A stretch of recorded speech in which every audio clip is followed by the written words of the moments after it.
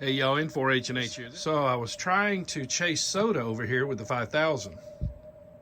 And if you've watched my videos in the past, you know that the noise from that power supply right there, that big brick that powers this laptop, causes tremendous noise, especially on 20 meters and lower, but it even affects higher frequencies, just not as much.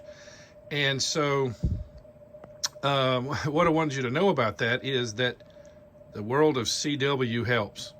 Now let me move over here so you can hear a little bit. I just worked my friend Ron in R3E. He's on a summit in North Carolina here on the 60 meter band on the 5.332 CW. Well, Ron was coming in fine. He was a 5.7.9. And you hear that noise, that little ringing a little bit in the background, which there are ways I can even isolate that. You've seen that in many other videos, and I've done a lot of it here. You know, my notch trick, things like that. But anyway, I was able to work Ron because the world of CW is so much quieter than sideband. So, for example, I mean, there's sideband. There's that same frequency that I worked him on, and that's sideband. And I've even got intercept point optimization engaged. And there we go. Compare that to the world of CW. Now, a lot of that noise you're hearing is coming from the power supply, just to be fair. That's not all atmospherics there. And I just wanted you to know that that's another good reason.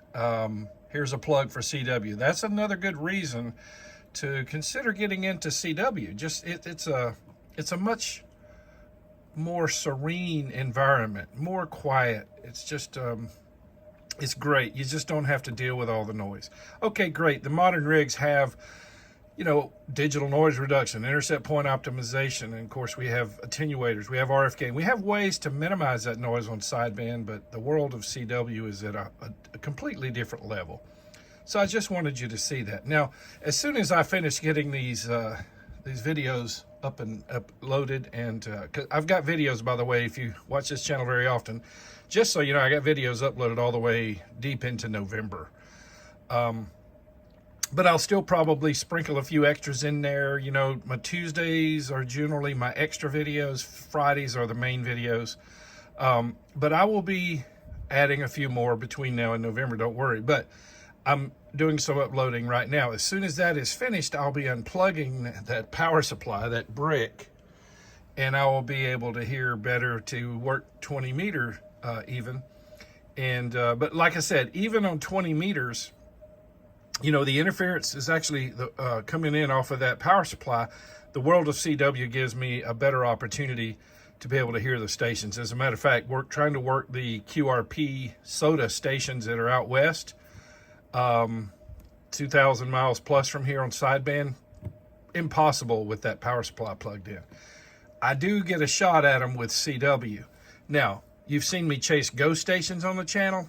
It's difficult, even on CW, to chase a ghost station when that power supply is plugged in. You know, just one of the many things we have today in our homes, or could be at a neighbor's home, but you know, the opportunities we have to interfere with our ham bands, okay? You know, with all the, you know, you've heard me talk about it, LED lights, wall wart power supplies, computer bricks like this one, plasma TVs, and even more recently, my friend Richard found the culprit in his home. Last thing he would have suspected, and it was a food sealer, you know, one of those heat sealers you put leftover food in and you seal it, and it wasn't even turned on, it was just plugged in, and it was a horrendous noise interfering with his enjoyment of HF. So we have so many different things. Oh, wireless phone chargers, not all of them. I had one, I won't say who, it was cheap, and I sent it back because it was so bad it was affecting 2 meters. My 2980 sitting right there.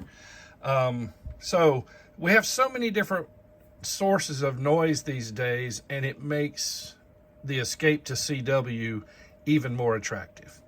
Okay, just thought I'd throw that out there for a nice quick, this will probably be a Tuesday video.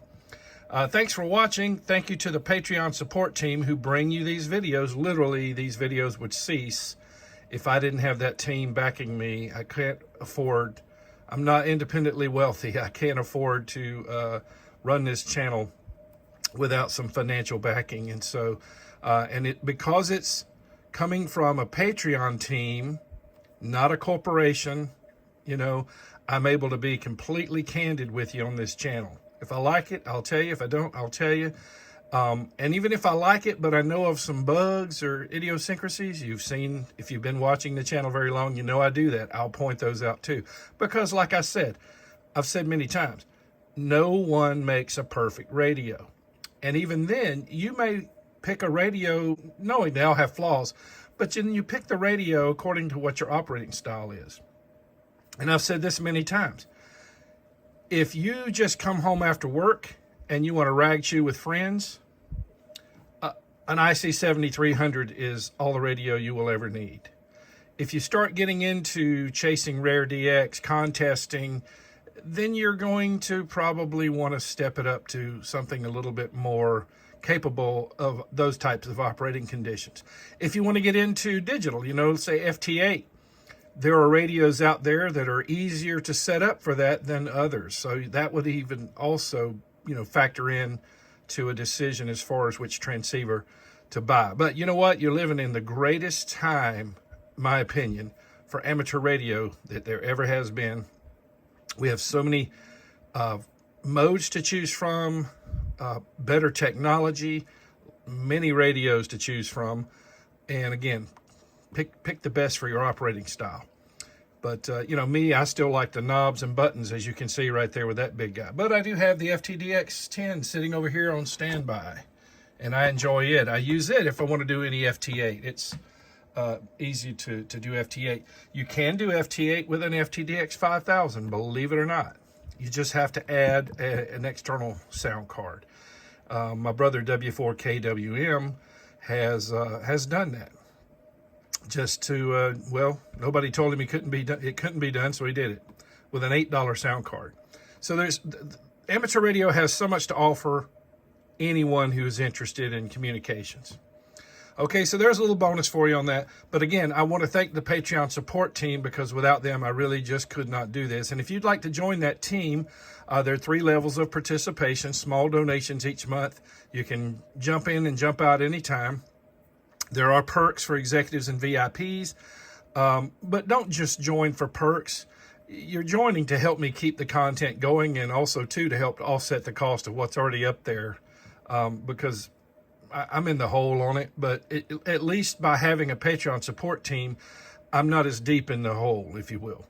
All right, so if you would like to join that team, go to www.patreon.com/N4HNH, patreon.com/N4HNH, and I will put that on the screen here as well. And if you would, please smash that thumbs up, click that like button. That helps the channel and doesn't cost you anything. And consider subscribing to the channel if you like this type of content. I mostly focus on operating techniques, but I do focus on some gear too. We cover various different things, but the primary thrust of my channel is learning what all these knobs and buttons can do and how to best combine them to do even greater things. And if you like that type of content, please consider subscribing to the channel. If you do subscribe, be sure to click that notification bell, and you'll be notified each time I upload a new video, usually 1 or 2 a week. And if you would, please consider sharing this video on social media, text message, email, you know, tell a friend. And with that, I want to say again, thank you for watching the video, and 73 from N4HNH.